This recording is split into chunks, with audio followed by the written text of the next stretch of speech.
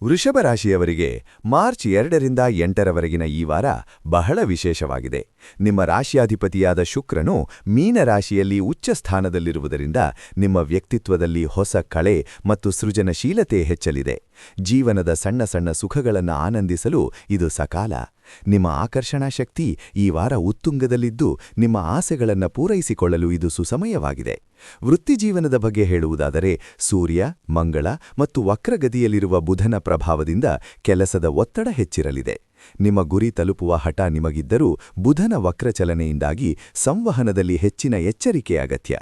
Email ಕಳುಹಿಸುವಾಗ ಅಥವಾ ಪ್ರಮುಖ ದಾಖಲೆಗಳಿಗೆ ಸಹಿ ಮಾಡುವ ಮುನ್ನ 2 ಬಾರಿ ಪರಿಶೀಲಿಸಿ.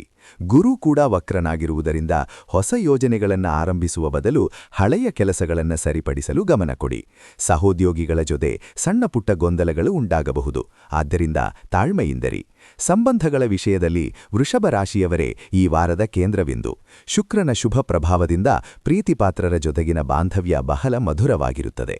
ಹಳೆಯ ಮನಸ್ತಾಪಗಳಿದ್ದರೆ ಅವುಗಳನ್ನು ಪ್ರೀತಿಯಿಂದ ಸರಿಪಡಿಸಿಕೊಳ್ಳಲು ಇದು ಉತ್ತಮ ಸಮಯ. ಒಂಟಿಯಾಗಿರುವವರಿಗೆ ಹೊಸ ವ್ಯಕ್ತಿಗಳ ಪರಿಚಯವಾಗಬಹುದು, ಆದರೆ ಬುಧನ ವಕ್ರಗತಿಯಿಂದಾಗಿ ಹಳೆಯ ಪ್ರೇಮಿಗಳು ಮತ್ತೆ ನಿಮ್ಮನ್ನು ಸಂಪರ್ಕಿಸಬಹುದು. ಯಾವುದೇ ನಿರ್ಧಾರ ತೆಗೆದುಕೊಳ್ಳುವ ಮುನ್ನ ಸರಿಯಾಗಿ ಯೋಚಿಸಿ.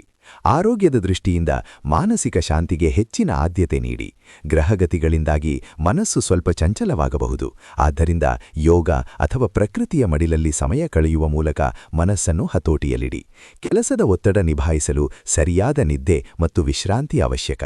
ಈ ವಾರ ಎಲ್ಲವೂ ನಿಧಾನವಾಗಿ ಸಾಗುತ್ತಿದೆ ಎನಿಸಿದರೂ ಚಿಂತಿಸಬೇಡಿ. ಪ್ರಕ್ರಿಯೆಯ ಮೇಲೆ ನಂಬಿಕೆ ಇರಲಿ.